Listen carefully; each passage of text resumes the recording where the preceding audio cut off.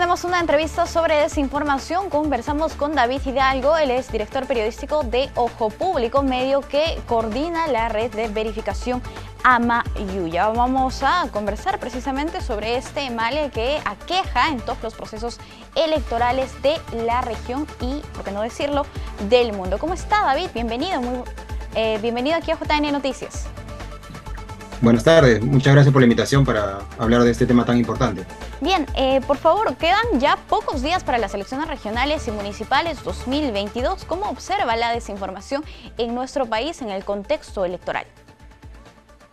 Bueno, lo que está sucediendo es lo que suele ocurrir y hemos podido identificar en los últimos años, que es un fenómeno por el cual se instrumentaliza el uso de desinformación para confundir o para obtener el beneficio de la ciudadanía o también para atacar al adversario, ¿no? Es parte de un fenómeno que se denomina en términos generales contaminación informativa, que incluye desde versiones falsas, pero también versiones que distraen el debate público de los temas realmente importantes, y eso creo que también lo hemos visto en los debates televisivos que se han visto en los últimos días. En base a la experiencia y la data que ya se tiene actualmente, ¿de qué personajes proviene generalmente la desinformación en nuestro país? ¿Quiénes son los principales agentes desinformadores? A ver, lo que hay que entender es que ya a nivel internacional se ha llegado al consenso de entender la desinformación como un fenómeno complejo, con dinámicas muy estructuradas, en lo que se denomina un ecosistema de la desinformación. Esto se repite tanto a nivel nacional o regional o incluso global, ¿no? Este ecosistema está constituido generalmente desde personajes en el poder, desde el poder, quiero decir, político, pero también el poder económico, el poder mediático, y luego se va estructurando en función a entidades o personajes que pueden ser desde los propios medios de comunicación o algunos medios de comunicación, pueden ser algunos personajes que tienen mucho impacto en la mediático, por ejemplo, personajes o voceros políticos, o personas que promueven alguna causa o determinadas también posturas, y esto se va replicando una dinámica muy compleja en la que los medios recogen estas versiones, las amplifican, y son luego discutidas incluso por otras organizaciones, algunas de la sociedad civil que comparten determinada tendencia, y se forma una telaraña, por decirlo de alguna manera, de entidades que contribuyen a difundir determinados contenidos. Pueden ser para un lado o para el otro, pero funciona de esta manera, ¿no? Y a eso se le denomina un ecosistema de la desinformación. Nosotros en el Perú hemos denominado en tres categorías, que son operadores políticos, que pueden ser desde autoridades en el poder o voceros de algunos partidos políticos o personajes influyentes de alguna manera, operadores mediáticos, que pueden ser algunos medios en sí mismos, o personajes que trabajan en estos medios y que tienen mucha llegada al público o a la ciudadanía, y luego también cuadrillas digitales, que son entidades o grupos organizados que promueven una versión en determinado sentido. Por ejemplo, recordemos lo que ocurrió con la supuesta teoría del fraude, ¿no? Fue promovida tanto por personajes políticos, difundida muy sistemáticamente a través de medios y también a través de opiniones aparentemente interesadas en redes sociales de determinados personajes. Eso es lo que está ocurriendo también en estas elecciones, ¿no? Claro, y en el caso de estas elecciones, de la anterior elección, ¿sobre qué temas se generan o se genera más desinformación, más noticias falsas? Generalmente las noticias, hay que aclarar que no hay noticias falsas, sino desinformación, ¿no? Originalmente se denominaba así, pero ahora ya se ha llegado al consenso de no utilizar esa expresión. Pero digamos que las versiones suelen ser, y esto se repite como un patrón en todos los países donde hay procesos electorales. Por ejemplo, eventualmente vamos a ir viendo encuestas con cifras distorsionadas o manipuladas, acusaciones que traen del pasado sobre algún adversario, traen del pasado algún antecedente poco claro, o lo reactualizan para tratar de atacar su posición. También suelen surgir siempre versiones de fraude, y esto, repito, no es particular del Perú. Lo mismo ocurrió en Argentina, en México, en Brasil, en Estados Unidos mismo, ¿no?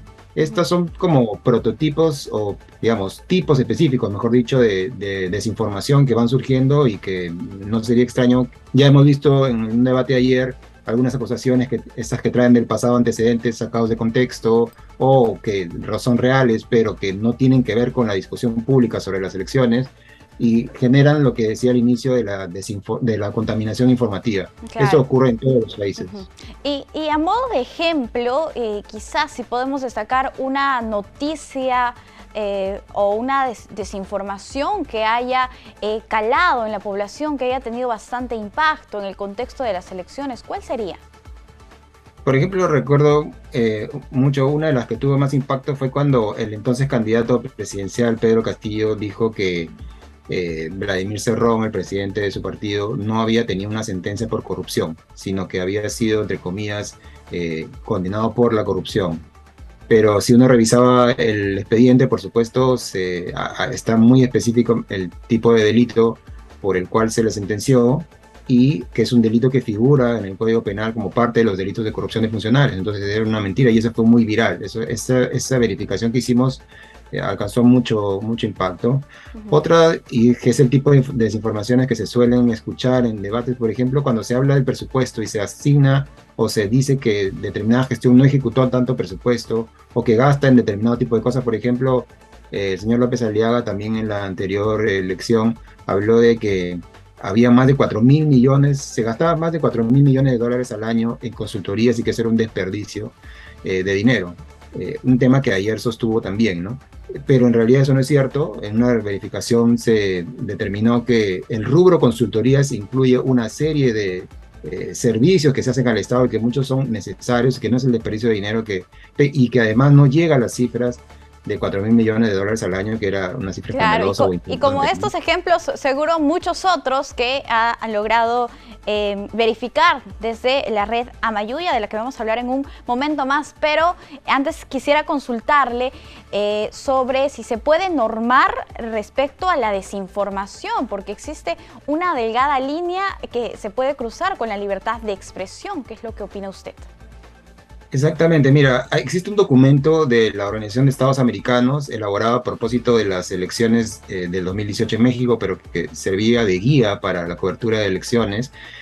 Y se establece ahí que la Organización de Estados Americanos promueve la idea de que no se apliquen medidas punitivas para controlar la desinformación, sino que se apele a otro tipo de estrategia que es la de transparentar información, la de promover que la circulación de información real sea más sostenida. Y esto atañe tanto a los medios de comunicación, pero también a toda la estructura de lo que es la discusión pública, desde el Parlamento y las medidas que debe hacer para promover la transparencia en su propia gestión, en los sistemas de justicia, para que también observen con este cuidado cuando se presenta algún caso que pueda afectar la libertad de expresión, pero también incluso, por ejemplo, las plataformas digitales en su rol de intermediarios de la difusión de desinformación, todos tienen que aplicar determinadas medidas que apunten al autocontrol y que eviten, sobre todo del Estado, la aplicación de sanciones. Es una recomendación general y creo que ha llegado a un consenso sobre eso por los peligros que emanan. Bien, perfecto. Ahora brevemente para finalizar, por favor, ¿cómo se realizan las verificaciones desde Amayuya en el contexto de estas elecciones?